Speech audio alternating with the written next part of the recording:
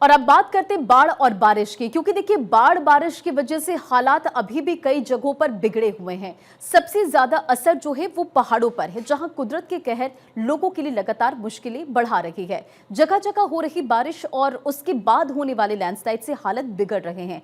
इसका सबसे ज्यादा असर पर्यटन पर पड़ा हुआ है और इस मानसूनी मार के बीच फिलहाल लोग पहाड़ों पर जाने से कतरा रहे हैं। दूसरी ओर मैदानी इलाकों में भी लगातार बारिश हो रही है। कई ऐसे इलाके जहां बाढ़ ने टेंशन बढ़ा दी है। अभी कई दिनों तक कुदरत के कहर से लोग ऐसे ही परेशान रह सकते हैं। इससे जुड़ी ये रिपोर्ट।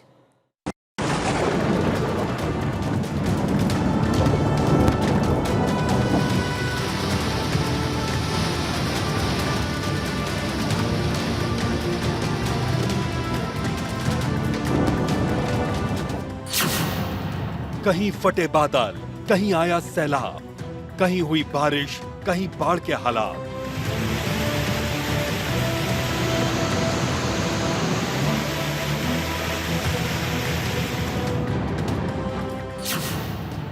कहीं बिजली पानी का संकट, कहीं जलजला तो कहीं आफत प्रचंड।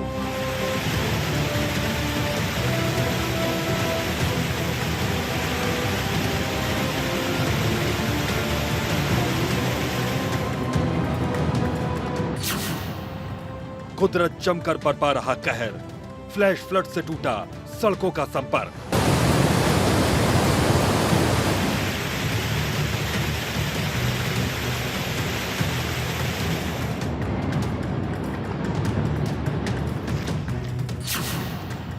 बारिश, बाढ़ और तूफान, हादसों में फंसी जान।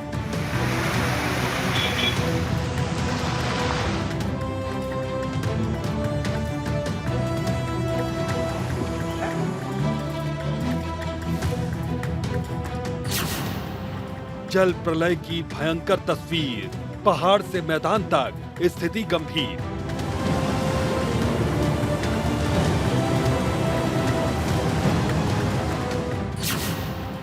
हो रहा है कुदरत का वार, जारी है जल प्रहार।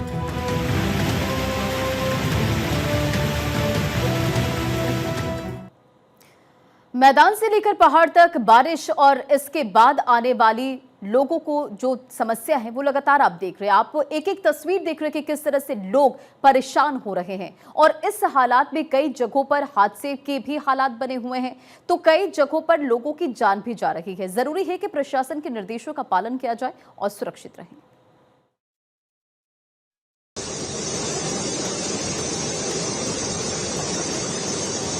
आसमानी आफत लगातार लोगों के लिए परेशानी का सबब लेकर आ रही है। ऐसा लग रहा है मानो कुदरत इंसानों से कोई बदला ले रही हो। गांव हो, शहर हो, सब पानी पानी। खेत खलियान तालाब बन गए और सड़कें वो तो फ्लोटिंग रोड बन चुकी हैं।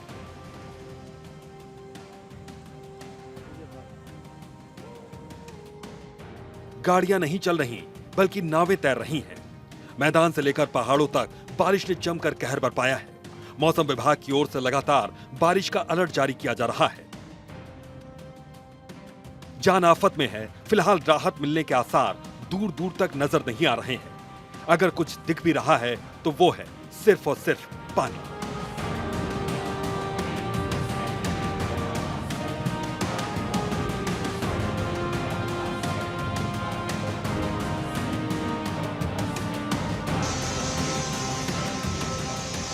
शुरुआत राजधानी दिल्ली की सड़कों से करें तो यहां होने वाली बारिश ने लोगों की मुसीबत बढ़ाई है। कुछ जगहों पर जलभराव की स्थिति भी बनती दिखी है। तेज बारिश से यातायात भी कई जगहों पर बाधित हुआ या फिर गाड़ियों की रफ्तार धीमी पड़ी है।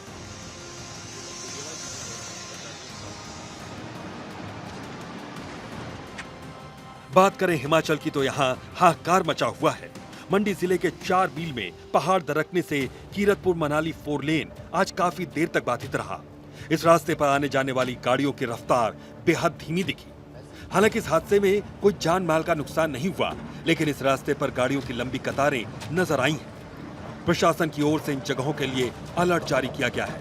हिमाचल प्रदेश टूरिज्म विभाग की ओर से इन इलाकों के लिए खास निर्देश जारी किए गए हैं। दरअसल इस प्राकृतिक आपदा के चलते टूरिज्म को भी काफी नुकसान पहुंच रहा है।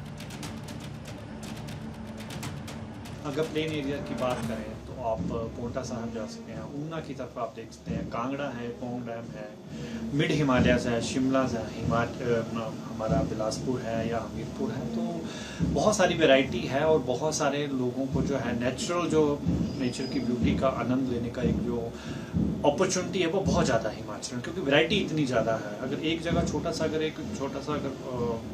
प्लेस अगर अफेक्ट हो रहा तो इसका मतलब नहीं है कि पूरा का पूरा हिमाचल उससे अफेक्ट हो रहा। बाकी जो लाइफ है बिल्कुल नॉर्मल चल रही है टूरिस्ट की। मैं तो यही कहना चाहूँगा कि वो किसी भी सीजन में जो हिमाचल प्रदेश में आए और अपने दोस्तों के साथ, फैमिली के साथ अच्छा समय व्यतीत करें। मंडी, बिलासपुर और हमीरपुर जिलों में जोरदार बारिश दर्ज की गई, जबकि रोहतांग दर्रा और मनाली की ऊंची चोटियों पर हल्की ताजा बर्फबारी से तापमान में गिरावट आई है। मौसम विभाग के अनुसार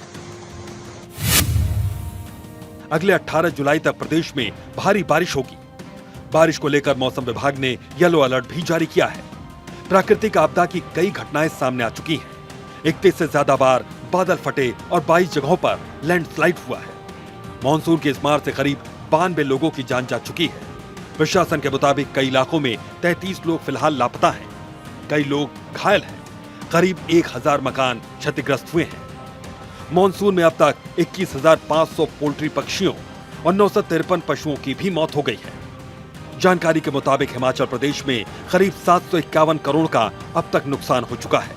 सबसे ज्यादा क्षति जल शक्ति विभाग को 408 करोड़ रुपए की और लोक निर्माण विभाग को 327 करोड़ रुपए की हुई है। यह आंकड़ा आगे बढ़ भी सकता है। बाढ़ बारिश के चलते पेयजल परियोजनाएं बाधित हुई है। प्रशासन की ओर से येलो अलर्ट जारी किया गया है और नदियों से दूर रहने की सलाह दी गई है।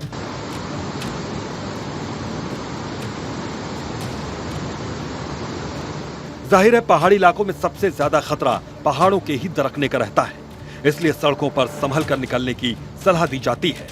इसके अलावा यहाँ के नदी नालों में आ रहे उफान से आफत और बढ़ती जा रही है। अगले कुछ दिन हिमाचल के रहने वाले लोगों के लिए भारी पड़ने वाले हैं, इसलिए सावधानी बरतनी ज्यादा जरूरी है।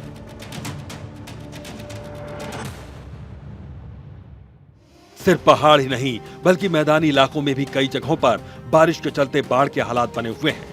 धर्मनगरी वाराणसी में भी गंगा घाट के किनारे रहने वालों की मुसीबत बढ़ी हुई है।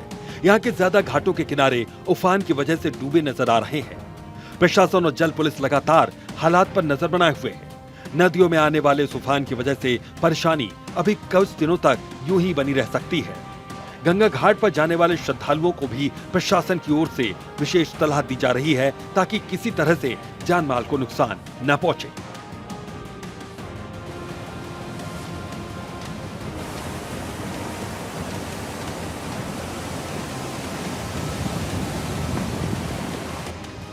बात करें मध्य प्रदेश की तो यहाँ भी कई जिलों में बारिश और बाढ़ के हालात बने हुए हैं। मऊगंज जिले में हुई भीषण बारिश से तमाम नदी नाले उफान पर हैं। ऐसे में अमुखेर गांव में एक नाले को पार कर रहा बाइक सवार युवक बाइक समेत बह गया, जिसको स्थानीय ग्रामीणों ने तत्परता दिखाते हुए बचा लिया। फिलहाल इस घटना में बाइक सवार सुरक्षित बताया जा रहा है। हालांकि युवक का मोबाइल और दूसरे जरूरी सामान पानी की भीड़ चढ़ गए। स्थानीय लोगों का आरोप है कि सड़क पर स्थित नाले पर अतिक्रमणकारियों ने अवैध निर्माण कर लिया, जिससे सड़क पर पानी भर जाता है। ग्रामीणों ने यह भी बताया कि मामले की शिकायत स्थानीय लोगों ने डीएम से भी की, लेकिन बात नहीं बनी।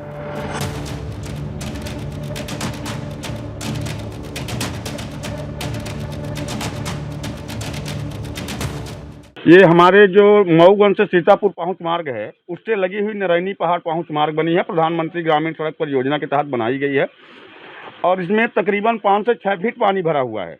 जबकि मध्य प्रदेश शासन की जमीन है, जो नाले की निकासी है मध्य प्रदेश शासन की जमीन से होकर गुजरता है वो नाला, जिसकी कंप्लेंट मैंने माननीय कलेक्टर महोदय को, तहसीलदार साहब को और बार बार आवेदन देने के बाद श्रीमान तहसीलदार साहब आए भी थे, परंतु इस रोड को ही उन्होंने गलत बता दिया। और जो वर्तमान में काबिज है उसको ये बोल रहे हैं कि आप पक्की कंक्रीट का निर्माण कर दो, शासकीय जमीन में कंक्रीट रोड का मतलब मेड़ का निर्माण कर दो, जिससे पानी की निकासी न हो। मेरे पास घटनाएं कुछ मैं नहीं, पास अपनी खेती किसानी करके आ रहे थे, बालक को बैठा के मैं यहाँ बहारा पे आया तो पानी इतनी तेज से मैं बहाव से बह गया, हमारे बालक भी बह गया था, गाड़ी भी बह गई, मोबाइल भी बह गया हमारा।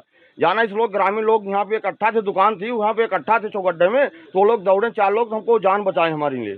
इसलिए वो इतना एक दिन आज मतलब 15 दिन पहले इसकी सूचना प्रशासन को बहुत कम से कम 2 साल से दी है। इसमें पुलिया में भी लिखा भी है, प्रशासन अभी नया तहसीलदार साहब आए थे। इसमें पुलिया पे हम वहाँ पे रोड से गुजर रहे थे, वो 4 लोग वहाँ पर खड़े थे, वहाँ पे बोले अवैध है।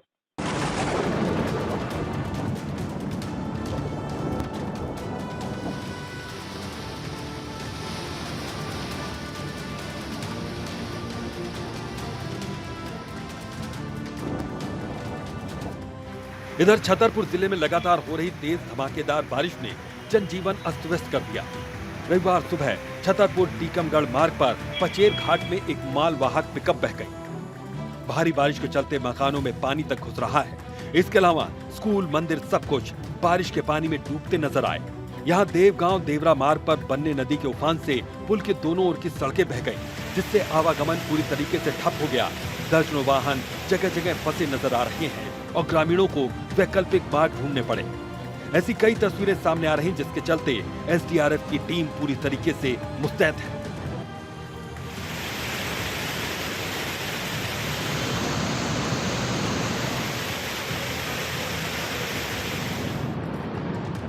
मध्य प्रदेश के विदिशा में बारिश और बाढ़ से हालात कई जगहों पर बिगड़े।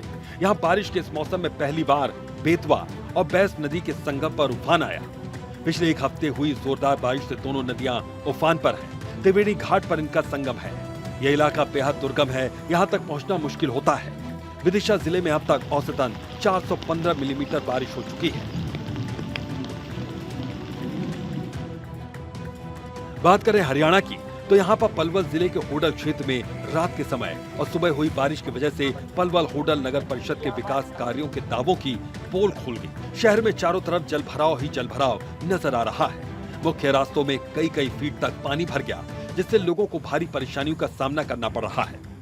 बारिश से शहर में चारों तरफ जलभराव ही जलभराव दिखा। बरसाती पानी की निकासी के लिए सरकार की ओर से 15 सालों में लगभग 80 करोड़ रुपए होडल नगर परिषद को भेजे जा चुके हैं। बावजूद इसके जल निकासी की आज तक कोई व्यवस्था नहीं बनी। यह पैसा पानी की निकासी के लिए, नाले बनाने के लिए, शहर में सीवरेज व्यवस्था करने और नालियां बनाने के लिए भेजे गए, लेकिन उसके बाद भी शहर में जगह जगह जल भराव ऐसे ही बना रहता है। स्थानीय लोग लगातार ये सवाल उठा रहे हैं।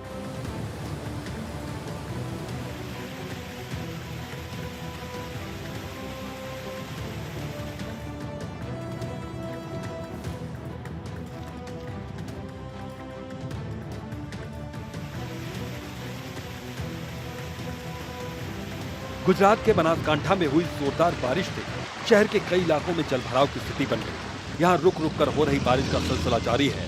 बारिश के पानी में कई घर डूबे नजर आ रहे हैं। गुजरात में भारी बारिश की संभावना जताई जा रही है।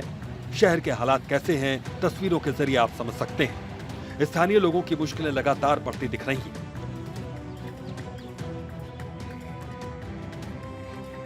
अगले कुछ दिनों तक देश के अलग अलग जगहों पर ये हालात बने रह सकते हैं।